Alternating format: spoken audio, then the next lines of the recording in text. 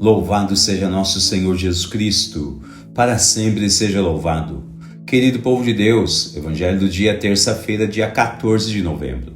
O Senhor esteja convosco, Ele está no meio de nós. Proclamação do Evangelho de Jesus Cristo segundo São Lucas. Glória a vós, Senhor. Naquele tempo, disse Jesus: se algum de vós tem um empregado que trabalha a terra ou cuida dos animais, por acaso vai dizer-lhe, quando ele volta do campo: vem depressa para a mesa?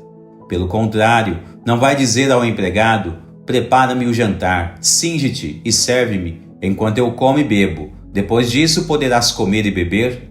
Será que vai agradecer ao empregado porque fez o que lhe havia mandado? Assim também vós, quando tiverdes feito tudo o que vos mandaram, dizei: somos servos inúteis, fizemos o que devíamos fazer. Palavra da salvação, glória a vós, Senhor.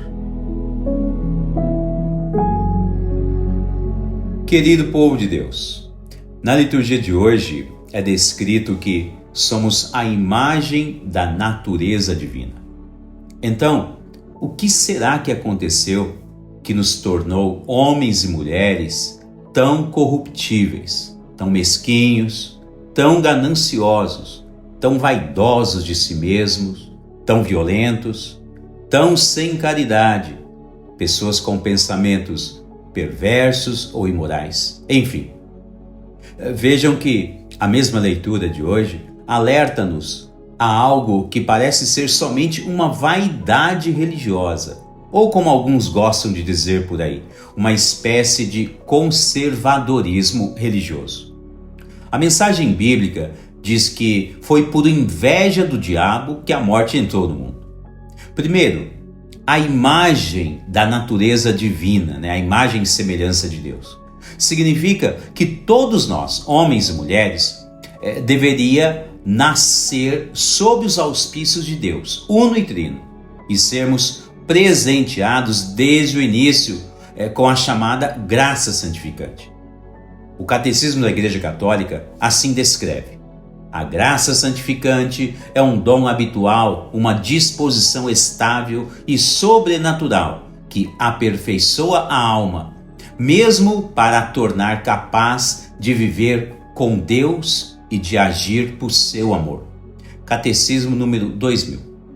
Além desta informação do Catecismo, o padre Léo Tressi, em sua obra A Fé Explicada, esclarece da seguinte forma: a graça é um dom sobrenatural e interior de Deus.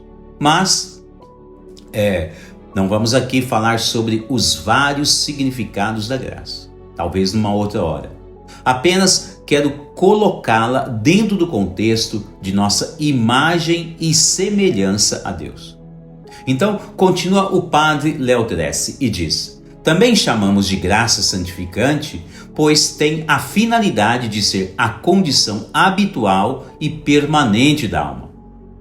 Vejam, querido povo de Deus, que com tais informações do Catecismo da Igreja Católica, como também da elucidação do padre Léo Tressi, concluímos que quando fomos criados, tínhamos em nós um gozo sobrenatural de Deus. De fato, o homem e mulher criados à imagem e semelhança de Deus não precisavam de absolutamente mais nada para serem felizes, pois já tinham tudo o que precisavam. Eles viviam na presença do seu Senhor e poderiam obter tudo o que fosse necessário para a sua felicidade. Tanto é verdade que o Senhor, desde o início, criou tudo o que existe pensando na felicidade de sua obra-prima, o homem e a mulher. Contudo, a leitura de hoje diz que houve um serzinho invejoso e que não queria ver a criatura de Deus feliz. Estou falando do diabo, como está citado na primeira leitura de hoje. Certamente que o diabo é a mesma antiga serpente, ou o anjo Lúcifer, que caiu e foi expulso do céu. Lúcifer queria ser como Deus, e no momento de sua inveja, se fez um ser inferior aos anjos do céu. Nesta condição, banido do céu, Lúcifer sempre quis incitar a inveja no homem e na mulher, pois ele ficou com ódio mortal de Deus. Mas bem sabemos que este ódio não afeta em nada a condição divina e eterna de Deus. Mas este ódio pode interferir nas criaturas, as quais Deus criou com tanto amor e com tanto carinho. Por esta razão, devemos ser pessoas extremamente cautelosas com a vida que Deus nos oferece a viver neste mundo. Por vezes, o diabo tentará fazer a mesma coisa que fez com Adão e Eva no paraíso.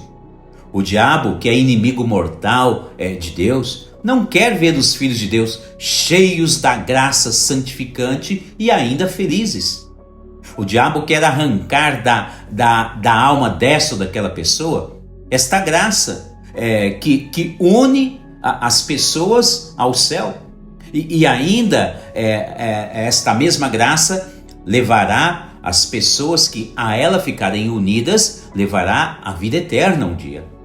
Por isso, Jesus fala-nos no Evangelho que seremos servos inúteis se não soubermos lidarmos com tamanha graça e presente de Deus em nossas vidas. Seremos servos inúteis e não serviremos para absolutamente mais nada.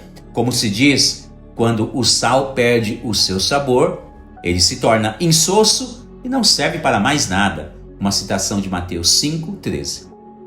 Dentro deste cenário é que somos chamados de servos inúteis, como é ressaltado no Evangelho de hoje.